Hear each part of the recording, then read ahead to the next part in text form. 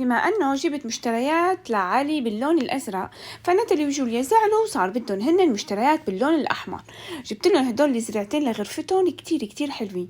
جوليا دايما بتحب تعمل حليب بشاي ببريق لوحدها، فجبت لها هذا البريق. وناتالي دايما بتحب تعمل أندومي بزبادي خاصة فيها، فقلت هي كمان حلوة لناتالي. وهذا الصحن كمان ما بعرف شو بيحطوا فيه، أكلاتهم ومكسراتهم. وبعدين لقيت هدول التنتين الكيوتي يا لون أحمر، هدول بيحطوا فيهم ملح وفلفل، بيحطوهم على السفرة، يعني سفرتهم الخاصة. وكمان لقيت شمعات ريحتها فريز وستروبري تاخد العقل، فكمان جبت لهم منها مشان تطلع ريحة غرفتهم حلوة. إن شاء الله هيك كون حققت العدالة بين ناتالي وجوليا. شو رأيكم؟ قلوا لي انتو عجبوكم مشترياتي باللون الأحمر؟